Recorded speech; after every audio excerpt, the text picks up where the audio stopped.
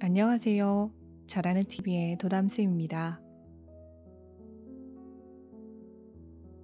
오늘은 우리나라 전래동화를 준비해봤습니다.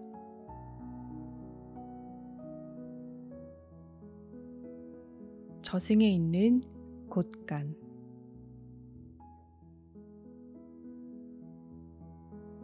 옛날 전라남도 영암 땅에서 있었던 일입니다. 어느 날 영암 땅의 원님이 죽어서 염라대왕 앞으로 끌려갔습니다. 원님은 무서워서 얼굴도 들지 못했습니다. 염라대왕님, 소신은 아직 할 일이 많습니다. 그런데 벌써 저를 데려오셨습니까? 이승에서 좀 더 살게 해주십시오. 원님은 머리를 조아리며 간청했습니다. 사람의 수명을 적어놓은 책들을 들여다보던 염라대왕은 아직 젊은 나이에 원님이 벌써 죽은 것이 딱해 보였습니다. 좋다. 내 마음이 변하기 전에 얼른 사라져라. 염라대왕은 원님을 저승사자에게 돌려보냈습니다. 원님은 안도의 한숨을 쉬며 저승사자 앞으로 갔습니다. 저승사자님, 저는 이승으로 나가도 좋다는 허락을 받았는데 어느 길로 가면 나갈 수 있습니까? 저승사자는 잠시 생각을 하더니 이렇게 말했습니다. 여기까지 데려왔다가 그냥 돌려보낼 수는 없다. 너 때문에 헛걸음을 하였으니 보상을 해야만 한다. 그런데 어떡하지요? 지금 전 빈손인데 말입니다. 원님은 어떻게 할 줄 몰랐습니다. 그러면 저승에 있는 네 곳간에서라도 내놓아라. 저승에 있는 저의 곳간이라니요? 사람은 누구나 저승의 곳간을 하나씩 가지고 있다고 합니다. 하지만 이승에서 부자라고 해서 그 곳간이 꽉 차 있는 것은 아니지요.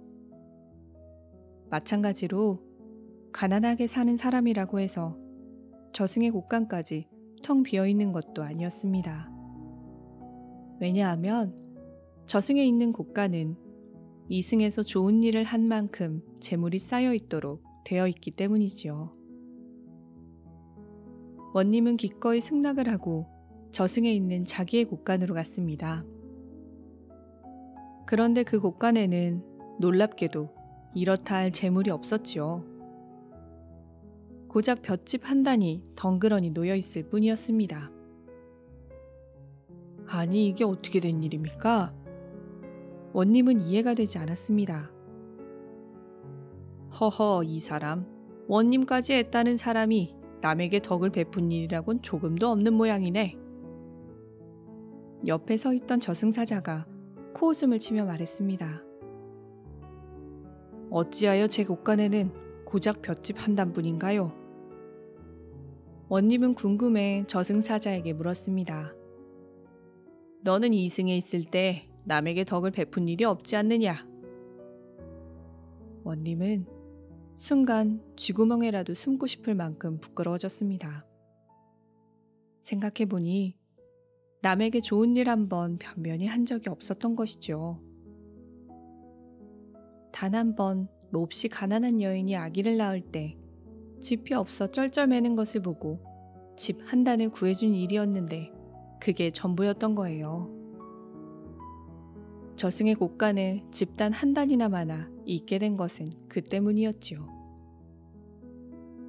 저승사자가 기가 막히다는 듯 말했습니다. 배고픈 사람에게는 밥을 주고 옷이 없는 사람에게는 의복을 마련해주고 가난한 사람에게는 금전적인 도움을 주는 것이 모두 남에게 덕을 베푸는 일인데 살면서 그런 덕을 베푼 적이 없다니 한심하구나. 저의 곳간이 이렇게 텅 비어있는 줄은 꿈에도 몰랐습니다. 원님은 기가 주어서 말했습니다. 그러자 저승사자가 핀잔하듯 말했습니다. 수고비를 줄 수 없다면 저승에서 계속 머무를 수밖에 없다. 네 고을에 사는 주막집 딸은 곳간을 그득하게 채웠는데 고을 원님이라는 사람이 이게 무슨 꼴이냐? 예? 우리 고을에 곳간을 가득 채운 사람이 있단 말입니까? 그게 누구입니까? 원님은 놀라 물었습니다. 덕진이라는 아가씨일세. 그 아가씨의 곳간에는 쌀이 수백 석이나 있으니 일단 거기서 쌀을 구워 해결을 하고 세상에 나가서 갚도록 하여라. 저승사자가 원님에게 제안을 했습니다. 결국 원님은 덕진의 곳간에서 쌀 300석을 구워 셈을 치르고 저승사자를 따라 이승으로 가는 길을 걸었습니다. 대체 덕진이라는 아가씨는 어떻게 저승의 곳간에 수백 석을 채울 정도로 남을 도와줄 수 있었을까? 틀림없이 큰 재산을 가진 사람이게야. 이런저런 생각을 하며 저승사자를 따라간 원님은 드디어 이승의 문 앞에 이르렀습니다. 저승사자가 문을 열며 말했습니다. 이 캄캄한 데로만 들어가면 이승으로 나갈 수 있다. 속히 나가거라. 예? 이곳으로 가면 된다고요? 저승사자는 원님을 문 밖으로 밀쳤습니다. 원님이 깜짝 놀라 정신을 차려보니 그곳은 바로 이승이었고 자기도 이승 사람이 되어 있었습니다. 원님이 다시 살아나자 원님의 집에서는 놀랍기도 하고 기뻐서 잔치를 벌였습니다. 원님은 즉시 나졸들에게 덕진이라는 아가씨에 대해 물었습니다. 재산이 많은 사람이라 예상했던 것과는 달리 덕진은 어머니를 도와 주막에서 일하는 인정이 많은 아가씨일 뿐이었습니다.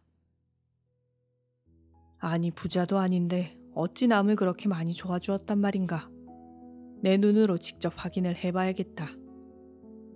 그래서 원님은 허름한 모습의 선비로 변장을 하고 덕진이 일하는 주막을 찾아갔습니다. 나졸들이 말해준 주막에는 덕진이 어머니와 함께 일을 하고 있었습니다. 술상 하나 차려주시오.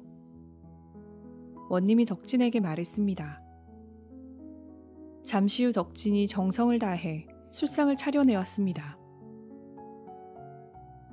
이렇게 정성 들여 차린 술상은 얼마나 받소?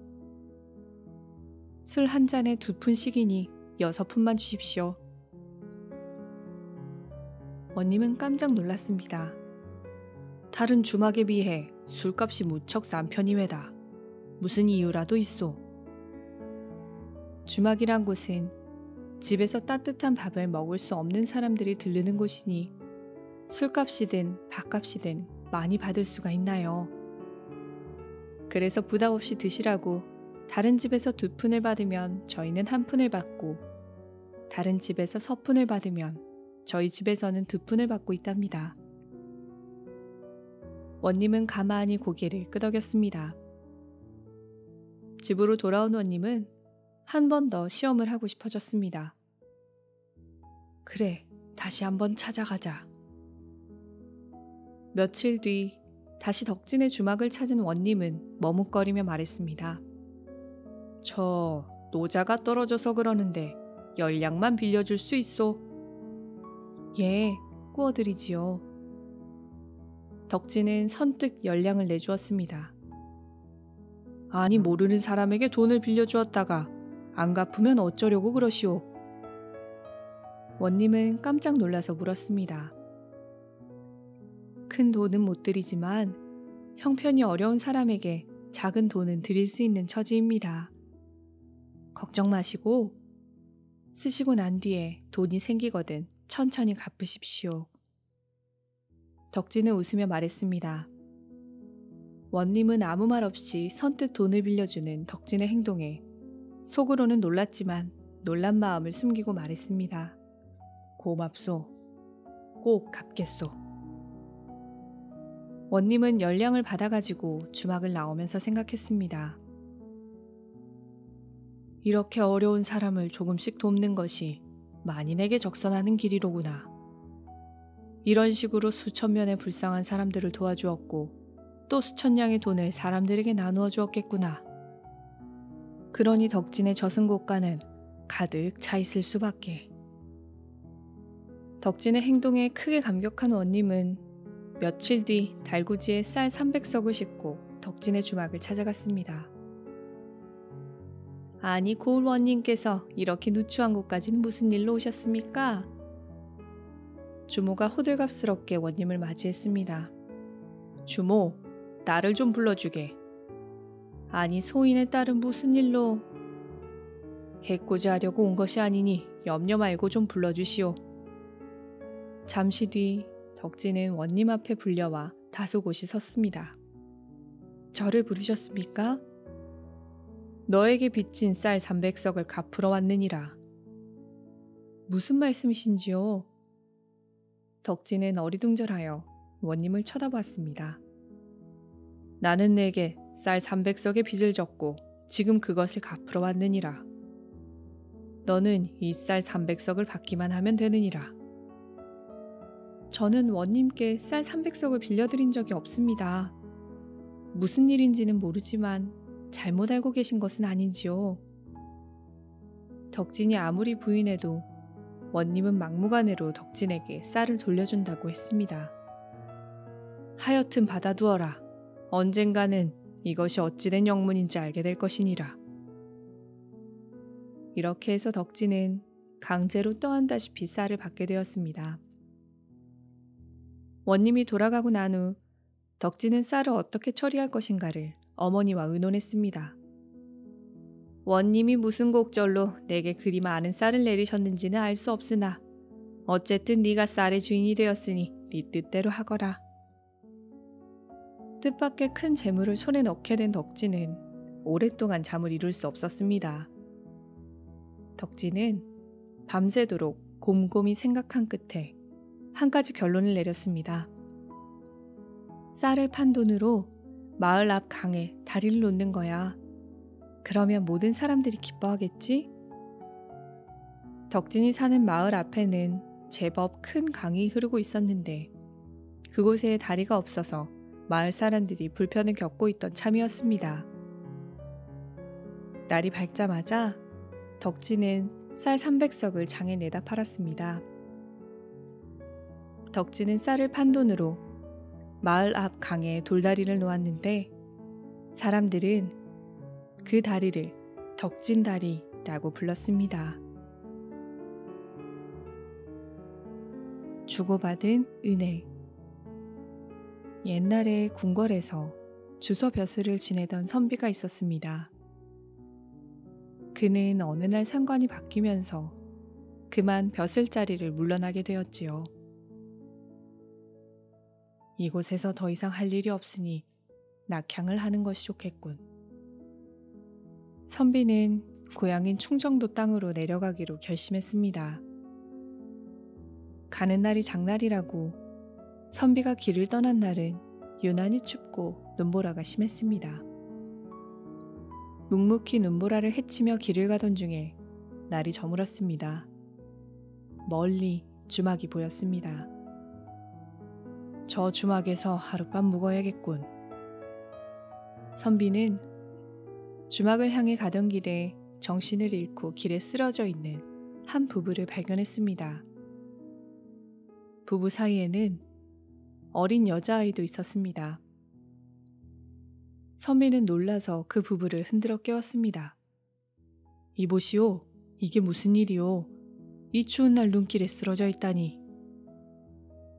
자세히 보니 두 사람이 입은 의복은 남루하기 그지 없었습니다. 또 광대뼈가 불쑥 튀어나온 정도로 마른 것이 며칠은 굶은 듯 했습니다. 이보시오, 정신을 좀 차리시오. 오늘 같은 날 이대로 있다가는 얼어 죽기 십상입니다. 선비가 흔들어 깨우자 간신히 눈을 뜬 남자가 말했습니다. 저희들은 시골에 살다가 생활이 여의치 못해 한양으로 가는 길이었습니다. 그런데 도중에 여비가 다 떨어진 데다가 딸아이가 중병에 걸려 죽을 지경이 되고 말았지요. 옷도 제대로 입지 못해 덜덜 떨면서 힘없이 대답하는 남자를 보니 선비는 치근한 마음이 들었습니다.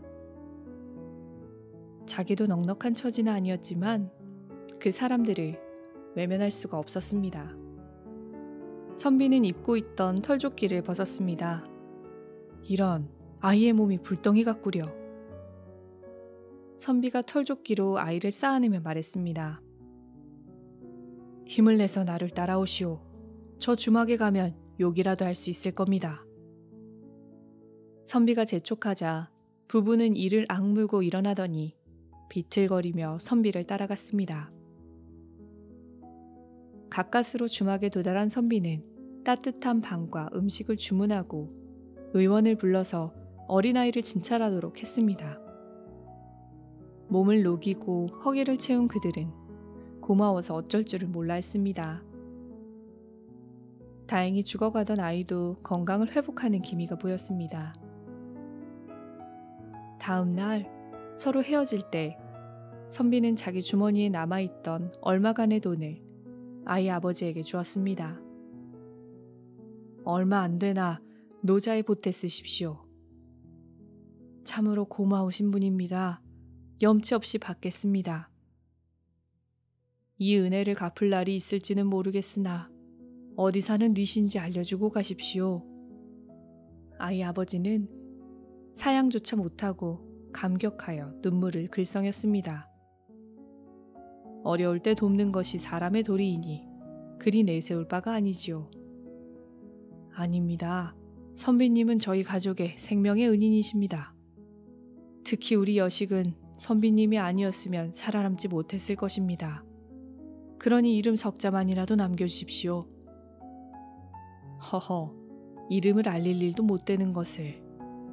그저 주서 벼슬을 지냈던 이가라고만 알려드리겠습니다. 선비는 이렇게 말하고 자기 갈 길을 갔습니다. 남은 부부는 떠나는 선비의 뒷모습을 보고 고마워서 하염없이 눈물을 흘렸습니다. 그 뒤 15년의 세월이 흘렀습니다. 그 겨울에 처자를 이끌고 살길을 찾아 한양으로 올라갔던 사람은 김한구라는 사람이었습니다. 김한구는 다행히 한양에서 자리를 잡아 그때 병들었던 어린 딸을 곱게 길렀습니다. 김한구 부부는 이제 살만해졌지만 지난날 눈길에서 선비의 도움을 받았던 일을 자나깨나 잊지 않았습니다. 그 선비의 따뜻한 은혜가 아니었다면 우린 벌써 눈길에서 얼어 죽었을 게다. 김한구의 어린 딸은 어릴 때 자기를 살려준 은인에 대해 귀가 닳도록 이야기를 듣고 또 듣고 자랐습니다. 그런 김한구의 어린 딸이 15살이 되었을 때 왕비가 되었습니다. 중전은 불우했던 과거를 딛고 한 나라의 왕비라는 존귀한 몸이 되고 보니 이름 석자도 모르는 그 선비의 은혜가 더욱 사무치곤 했습니다. 어느 날 중전은 임금님에게 자기의 지난 날을 이야기하게 되었는데 이름 모르는 선비에게 은혜를 받은 일을 아뢰고는 눈물을 글썽거렸습니다. 소첩이 그 사람의 은혜를 갚지 못한다면 어찌 사람의 도리를 다 했다고 하겠습니까? 전하, 부디 저의 은인인 그 사람을 찾아주십시오. 중전의 이야기에 감동한 임금님이 고개를 끄덕이며 말했습니다. 참으로 갸륵한 일이구려. 그 사람이 아니었다면 오늘날 짐이 어찌 중전을 만날 수 있었겠소. 임금님은 그 자리에서 승지를 불러서 명령했습니다. 예전에 주서 벼슬을 지낸 사람 중에 충청도가 고향인 이 아무개를 수소문하여 곧 입궐하라는 명을 전하라. 승지는 그날부터 예전에 주서 벼슬을 지냈고 충청도가 고향인 이 아무개를 찾기 시작했습니다. 한편 고향에 내려와 살고 있던 선비는 너무 가난하여 끼니를 찾기 어려울 정도로 힘들게 살고 있었습니다. 그런 선비의 집으로 어느 날 뜻밖의 왕명이 내려왔습니다. 영문을 모르는 선비는 깜짝 놀랐습니다. 곧 정신을 차린 선비는 왕명이 적힌 두루마리에 2번 절을 하여 왕의 부름에 답했습니다. 다음 날 아침 일찍 길을 떠난 선비는 며칠 후 한양에 도착했습니다. 그런데 그가 한양에 도착하자마자 부원군 김항구의 집으로 들어오라는 전가를 받았습니다. 선비가 영문을 알지 못한 채 부원군의 집으로 가니 황송하게도 부원군이 버선발로 달려나와 선비를 맞이하는 것이었습니다. 부원군은 몸둘 바를 몰라 하는 선비를 친히 큰 사랑으로 안내했습니다. 그 방에는 마치 귀빈을 위한 것인 듯한 진수성찬이 마련되어 있었습니다. 여기 앉으시지요. 선비는 부원군이 안내하는 자리로 가 앉았습니다. 나를 알아보시겠소? 오랫동안 시골에서 산 제가 어찌. 선비는 여전히 무슨 일인지 몰라 어리둥절했습니다. 그렇다면 지금부터 15년 전 어느 겨울날 길에서 죽어가는 한 가족을 살려준 일을 기억하고 있소. 15년 전이라. 아니 그걸 어찌하시고. 선비는 그제야 전후의 일을 확실하게 알 수 있었습니다. 15년 전의 일을 기억해낸 것이지요. 그렇소이다.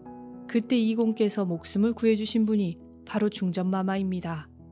이 모든 영광이 이공의 은혜에서 비롯되었다 해도 틀린 말이 아니지요. 그동안 이공의 은혜를 갚을 날을 자나깨나 바래왔는데 이렇게 다시 만나고 나니 감회가 새롭습니다.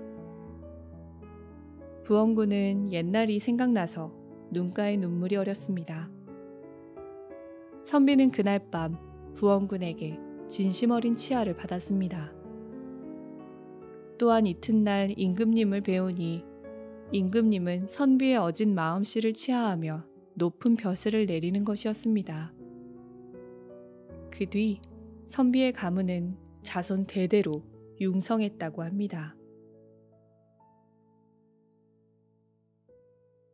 세상에서 제일 무서운 것. 옛날 어느 산골에 할아버지 한 분이 살고 있었습니다. 할아버지는 마을과 꽤 떨어진 산속에서 초막을 짓고 혼자 살고 있었습니다. 할아버지는 낮에는 약초를 캐고 밤이면 칡덩굴로 바구니를 만들면서 시간을 보냈습니다. 사람을 만나는 일이라고는 어쩌다 약초나 바구니를 팔기 위해 마을에 내려가는 때뿐이었으므로 할아버지는 언제나 외로운 나날을 보내고 있었습니다. 아이고, 말동무라도 하나 있으면 좋으련만. 할아버지는 한숨을 쉬며 혈육 한 점 없는 자기 신세를 한탄하곤 했습니다. 바로 그때 문 밖에서 누군가 중얼거리며 다가오는 소리가 아주 조그맣게 들렸습니다. 이 밤중에 누가 산길을 지나가는 것일까? 할아버지가 귀를 기울여 보니 발소리는 할아버지의 집을 향해 점점 다가오고 있었습니다. 할아버지는 반가움에 방문을 열었습니다. 누구십니까? 칠흑 같은 산속 어둠 때문에 문 밖의 사람이 누구인지는 잘 알 수가 없었습니다. 심심해서 견딜 수가 없군요. 뭐 재미있는 일이라도 없을까 하여 어슬렁거리는 참입니다. 문 밖의 사람이 대답했습니다. 어서 오시게. 나도 꽤나 심심하던 참이었소. 귀에 익은 음성은 아니었지만 할아버지는 그 손님을 반가이 맞아들였습니다. 손님이 성큼성큼 방 안으로 들어왔습니다. 그런데 이 무슨 엄청난 일일까요?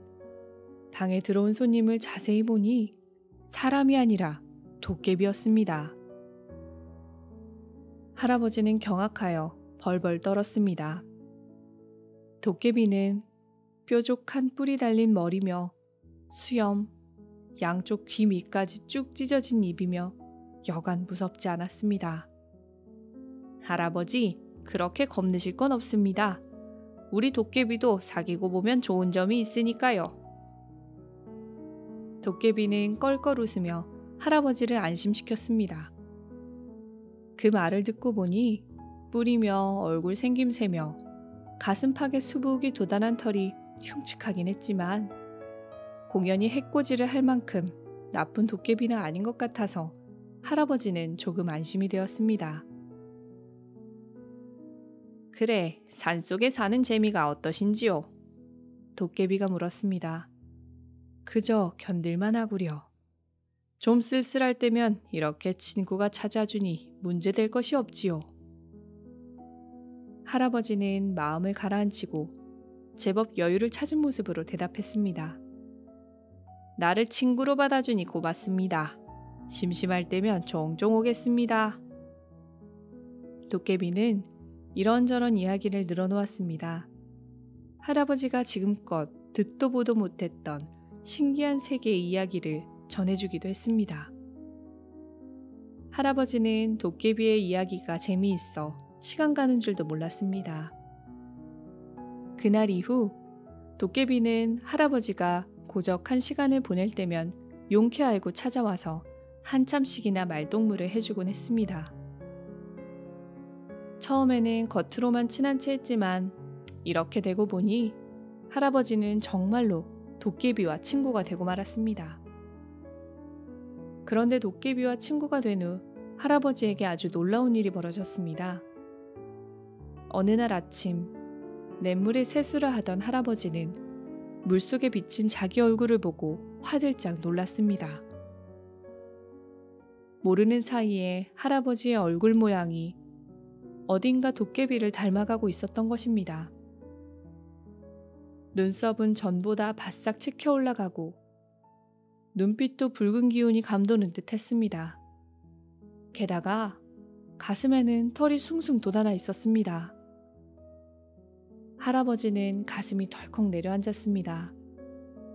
어릴 때 도깨비와 친해지면 도깨비를 닮는다는 이야기를 들은 것이 생각났습니다.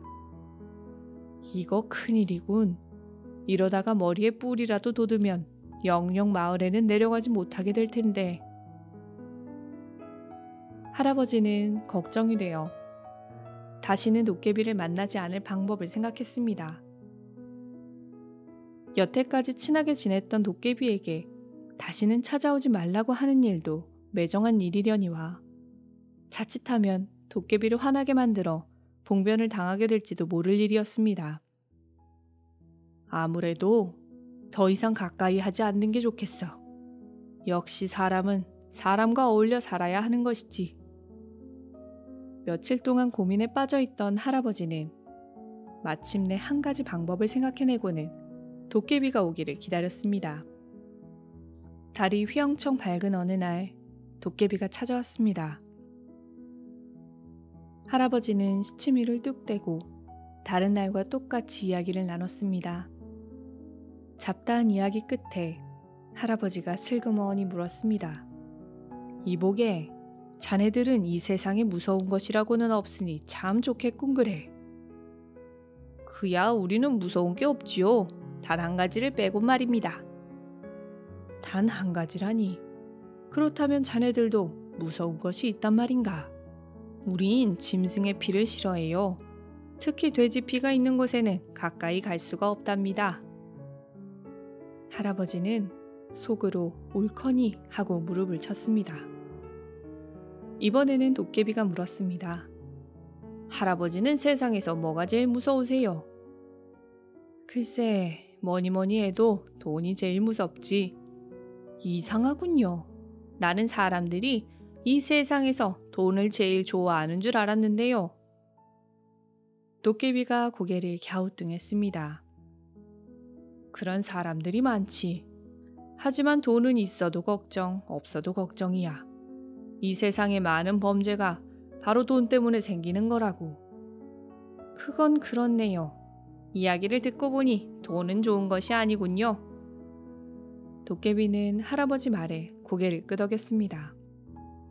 아무튼 나는 돈이 무서워서 이렇게 외딴 집에 혼자 살고 있다네. 이렇게 살면 돈이 필요 없거든.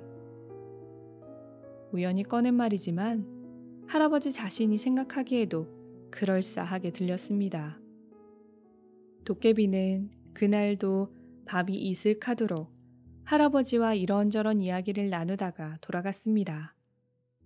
내일 밤에도 또 와주겠나? 할아버지가 원하시면 또 오고 말고요. 도깨비는 이렇게 말하고 숲으로 사라졌습니다. 이튿날 할아버지는 날이 밝자마자 마을에 내려가서 돼지피를 잔뜩 얻어왔습니다. 밤이 되자 할아버지는 집 주변에 돼지피를 잔뜩 뿌려놓았습니다. 남은 피는 항아리째 방문 앞에 놓아두었고요. 도깨비가 할아버지 집으로 다시는 오지 못하게 하려는 것이었습니다. 얼마 후 도깨비의 발소리가 들렸습니다.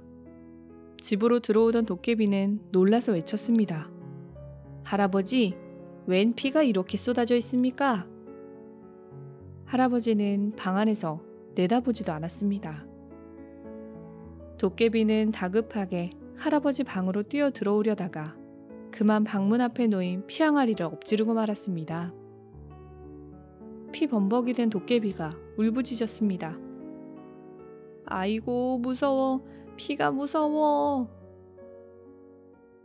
도깨비는 가엾게도 비명을 지르면서 산속으로 정신없이 도망쳤습니다. 미안하네, 정말 어쩔 수가 없었네. 할아버지는 도망치는 도깨비를 바라보며 혼잣말을 했습니다.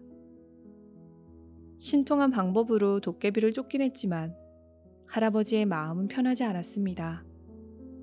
오히려 그동안 친구로 지내면서 정들었던 도깨비와 영영 헤어진다고 생각하니 섭섭한 마음이 들었습니다.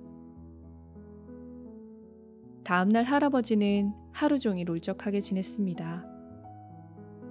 차라리 솔직하게 이야기하고 작별 인사를 하는 게 좋았을걸. 할아버지는 후회가 되었습니다. 다시 밤이 되었습니다. 할아버지는 이제 다시는 도깨비가 방문하지 않으려니 생각하면서 예전처럼 자기 신세를 한탄하며 시간을 보내고 있었습니다. 얼마나 지났을까요? 문 밖에서 도깨비가 부르는 소리가 들렸습니다. 할아버지, 주무시나요? 아닐세, 어서 오게. 어제는 내가 좀 지나쳤지? 할아버지는 반가운 마음에 벌떡 일어났습니다. 그때 밖에서 무언가 좌르르 쏟아지는 소리가 들렸습니다. 저는 지금까지 할아버지를 친구로 생각했는데 다시는 할아버지를 친구로 생각하지 않을 거예요. 할아버지는 미안한 마음에 아무 말도 할 수가 없었습니다. 이번에는 할아버지 차례예요. 어디 한번 당해보세요. 할아버지도 무서운 것 하고 살아보시라고요. 나는 그만 갑니다. 도깨비는 화가 난 목소리로 이 말만을 남기고 산속으로 가버렸습니다. 할아버지가 문을 열고 나와보니 마당에는 뜻밖에도 엽전이 수북이 쌓여 있었습니다. 그것은 지금까지 본 적이 없을 만큼 많은 돈이었습니다. 이런 생각지도 않은 일이 일어나다니. 할아버지는 어처구니가 없어서 밤하늘에 대고 큰 소리로 웃을 수밖에 없었습니다. 도깨비는 돈이 제일 무섭다는 할아버지의 말을 기억하고 할아버지를 골탕 먹일 셈이었던 거지요. 생각지도 않게 많은 돈을 얻게 된 것이 기쁘기도 했지만 도깨비 친구를 섭섭하게 한 일 때문에 할아버지는 마음 한구석이 내내 울적했습니다.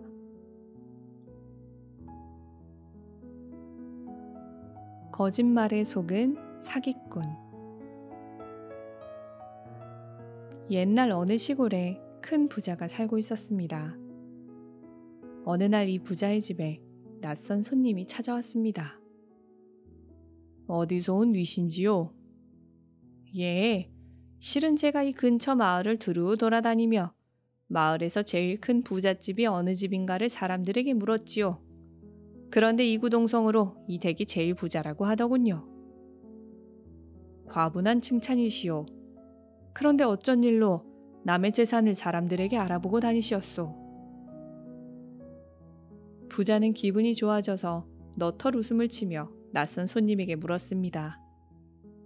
예, 실은 제가 돈을 한 3,000냥 빌릴까 해서 그럽니다. 예? 내게 돈을 빌리러 왔다 이 말입니까? 부자는 얼굴 한번 본 적 없는 사람이 자기에게 돈을 빌리러 온 사실에 어이가 없어서 다시 너털웃음을 쳤습니다. 제가 그렇게 세상 물정 모르는 얼간이는 아니올시다. 아무런 담보도 없이 남의 주머니나 엿보는 인간도 아니지요. 손님은 그럴싸한 말솜씨로 부자를 안심시킨 후에 가지고 온 보따리를 풀었습니다. 보자기 안에 물건은 또 여러 겹의 비단으로 쌓여 있었는데 그것은 뜻밖에도 커다란 금덩이였습니다. 이건 조상 대대로 내려오는 저희 집 갑오입니다. 값으로 따지면 10,000냥에 가깝지요. 하지만 돈이 아쉽다고 집안의 갑오를 함부로 팔 수는 없지요. 그래서 이걸 담보로 제게 3,000냥만 빌려주십사 해서 왔습니다. 약속한 날에 본전과 이자를 함께 갚겠습니다. 반짝이는 금덩이를 보며 부자는 생각했습니다. 이런 금덩이를 담보로 맡는다면 떼일 염려는 없겠군. 게다가 이것이 갑오라니 안 찾아갈 리는 없을 테고. 하긴 안 찾아가면 나는 3배의 이익을 보는 셈이니 별로 나쁠 건 없겠군. 부자는 금방 금덩이의 임자라도 된 듯 기분이 좋아져서 말했습니다. 사람을 잘 찾아오셨소. 이런 금덩이를 담보로 한다면 누구든 돈을 빌려줄 마음은 있을 것이오. 허나 실제로 3,000냥의 큰 돈을 쌓아두고 있는 집이 흔한 건 아니지요. 여부가 있겠습니까? 그래서 제가 이 근방에서 제일 큰 부잣집을 찾았던 것이지요. 물건만 내보이고 돈을 빌리지 못하는 날에는 공연히 소문만 나기 십상이니까요. 안 그렇습니까? 부자는 장롱 깊이 보관해둔 돈 3,000냥을 손님에게 선뜻 내주었습니다. 며칠이 지난 어느 날 마침 먼 곳에서 금광을 경영하고 있는 부자의 조카가 다니러 왔습니다. 부자는 자랑 삼아 그 금덩이를 내보이며 그간에 있었던 일을 이야기했습니다. 그 사람 말로는 10,000냥이 넘을 거라고 하더니만 실제 값은 얼마나 될 것 같으냐. 금덩이를 받아 이리저리 살펴본 조카가 말했습니다. 숙부님, 이건 가짜입니다. 숙부님께서는 사기를 당하신 겁니다. 도대체 이걸 가져와서 3,000냥이나 빌려간 자가 누굽니까? 부자는 얼굴이 창백하게 질려서 외쳤습니다. 뭐라고? 이게 가짜란 말이냐? 이건 겉에만 금을 입힌 겁니다. 300냥도 못 되겠습니다. 당장 그 사람을 불러서 돈을 돌려받으세요. 내 이놈을 어디 가서 찾을꼬. 어디 사는 누군지도 모르는데 난 이제 망했구나. 부자는 땅을 치며 한탄했습니다. 참 딱하기도 하십니다. 아무리 담보가 든든해도 어디 사는 누구인지도 모르는 사람에게 그 큰 돈을 덥석 내주시다니요. 부자는 화도 나고 자기의 어리석음이 창피해서 그만 몸져 눕고 말았습니다. 부자가 상심하고 누워있자 조카가 말했습니다. 숙부님, 너무 상심 마십시오. 저에게 한 가지 묘안이 있습니다. 이 작전이 성공하면 그자가 제 발로 돈을 가지고 나타날 것입니다. 조카는 부자에게 무엇인가 귀옛말을 했습니다. 그렇게 하면 정말 그 사기꾼이 다시 올까? 그야 기다려보면 알겠지요. 아무튼 그 사람 귀에까지 흘리도록 최대한 소문이 널리 퍼지도록 하세요. 알았네, 알았어. 다음날 부자는 마침 그날 잔치를 여는 집으로 갔습니다. 잔치집에 간 부자는 우울한 얼굴로 말없이 술만 마셨습니다. 무슨 걱정이라도 있으십니까? 한 마을 사람이 부자에게 물었습니다. 부자는 술이 거나하게 취한 체하며 갑자기 눈물을 흘렸습니다. 동네에서 제일 가는 부자가 눈물을 흘리자 잔치에 모인 사람들은 깜짝 놀랐습니다. 남의 경사에 와서 이런 말을 해서 미안합니다만 내 집안이 망하려니까 이런 변이 생기는구려. 대체 무슨 일이십니까? 실은 내가 얼마 전에 웬 젊은이에게서 금덩이 하나를 담보로 받아놓고 돈 3,000냥을 구워준 일이 있어. 그런데 며칠 후에 내 집에 도둑이 들어서 그 금덩이를 훔쳐가고 말았구려. 생각하면 기가 막히는 일이지요. 이제 금덩이 임자가 돈을 가져오면 꼼짝없이 1만 냥을 물어주어야 할 판이라오. 이야기를 들은 사람들은 모두가 깜짝 놀랐습니다. 그리고 그 소문은 순식간에 마을과 마을을 지나 멀리까지 퍼져나갔습니다. 가짜 금덩이를 맡기고 돈을 빌려간 사기꾼도 그 소문을 들었습니다. 사기꾼은 얼굴에 화색이 가득해졌습니다. 이게 웬 행운이란 말이야. 내가 돈 3,000냥을 가지고 가서 금덩이를 도로 내놓으라고 한다면 부자는 꼼짝없이 1만 냥을 내놓을 게 아닌가. 사기꾼은 기뻐서 어쩔 줄을 몰랐습니다. 그리고 쓰다 남은 돈에다 남에게 빌린 돈을 합해서 3,000냥과 두둑한 이자까지 만들어가지고 부자의 집을 찾아갔습니다. 부자는 기다렸다는 듯이 조용히 사기꾼을 맞았습니다. 안녕하셨습니까? 지난번에는 큰 돈을 빌려주시어 아주 요긴하게 썼습니다. 여기 원금과 이자를 넉넉히 쳐서 가져왔습니다. 사기꾼은 원금 3,000냥과 이자를 내놓았습니다. 부자는 말없이 그 돈을 차근차근 센 뒤 금고에 넣어 자물쇠를 채웠습니다. 그 모습을 본 사기꾼은 불안한 마음이 들어서 말했습니다. 자, 그러면 제가 맡긴 금덩이를 주셔야지요. 물론입니다. 원금과 이자를 가져오셨으니 담보를 돌려드려야지요. 부자는 장롱 속에서 꾸러미 하나를 꺼내 사기꾼에게 주었습니다. 사기꾼이 찬찬히 풀어보니 그것은 틀림없이 자기가 맡긴 가짜 금덩이였습니다. 그제야 자기가 부자의 거짓말에 속은 것을 알아채고 사기꾼은 서둘러 가짜 금덩이를 안고 일어나야 했습니다. 오랜만에 만났는데 좀 더 담소를 나누시다 가십시오. 아닙니다. 제가 좀 바쁜 일이 있어서. 사기꾼은 식은땀을 흘리며 말을 잇지 못했습니다.